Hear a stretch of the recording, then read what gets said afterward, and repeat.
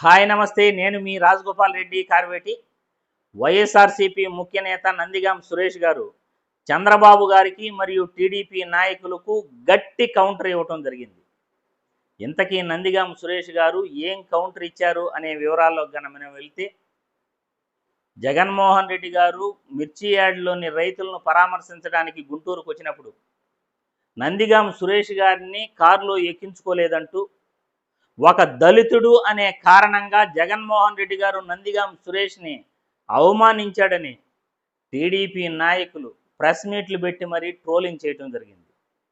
దానికి నందిగాం సురేష్ గారు మీడియా సమావేశానికి వచ్చి, నా పైన చంద్రబాబు గారికి అంత ప్రేమ ఎలా వచ్చిందో నాకైతే అర్థం కావట్లేదు.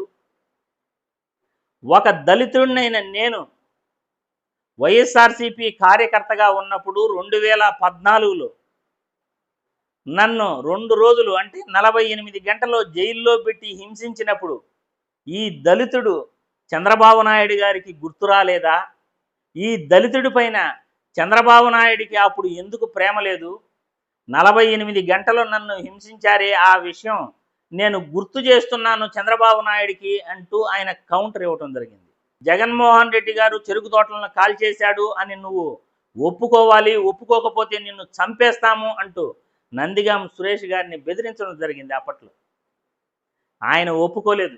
జగన్మోహన్ రెడ్డి పైన నేను అలా చెప్పను, జగన్మోహన్ రెడ్డి నాపై ఎందుకు అలా చెప్తాడు, జగన్మోహన్ రెడ్డి ఎప్పుడూ కూడా చెరుకు తోటలు కాల్చమని కానీ హింసకు ప్రేరేపించడం కానీ చెయ్యడు, నేను అలా చెప్పాల్సిన అవసరం కూడా లేదు అని అప్పట్లో నందిగాం సురేష్ గారు పోలీసులతో ఆయన 2 రోజులు కూడా చిత్రహింసలు అనుభవించి కూడా జగన్మోహన్ రెడ్డిపై ఎటువంటి అబద్ధం కూడా చెప్పలేదు.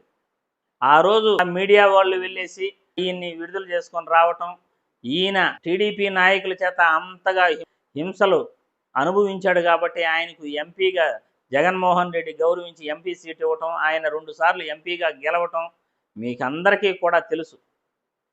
అదే విషయాన్ని నందిగాం సురేష్ గారు గుర్తు చేస్తూ, ఒక దళితుడినైన నేను చంద్రబాబు గారికి ఇప్పుడు నాపై ప్రేమ వస్తూ ఉంది, అప్పట్లో 2014లో ఆ ప్రేమ ఏమైపోయింది, 2024లో నన్ను జైల్లో పెట్టినప్పుడు ఆ ప్రేమ చంద్రబాబు గారికి ఏమైపోయింది, ఈరోజు నేను దళితుడిని అని నేను మీకు గుర్తొచ్చానా?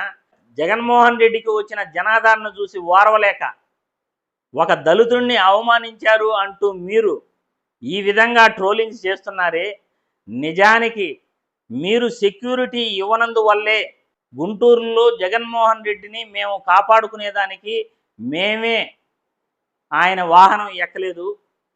ఈ విషయం ప్రజలందరికీ తెలియాలనే విషయంతో నేను మీడియా ముందుకు వచ్చాను.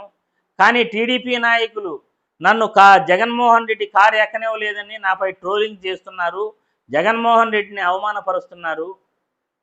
చంద్రబాబు గారికి ఇంత ప్రేమ నాపై కలిగినందుకు, ఆహా, ఇటువంటి వ్యక్తి రాజకీయాల కోసం కులాలను మతాలను రెచ్చగొడుతూ రాజకీయ వేదికలపై దళితుడిని అవమానించాడు అంటూ ఈ విధంగా అబద్ధపు ప్రచారం చేయటం దుర్మార్గమైన చర్య అని నందిగాం సురేష్ గారు చంద్రబాబు గారికి గట్టి కౌంటర్ ఇవ్వటం జరిగింది.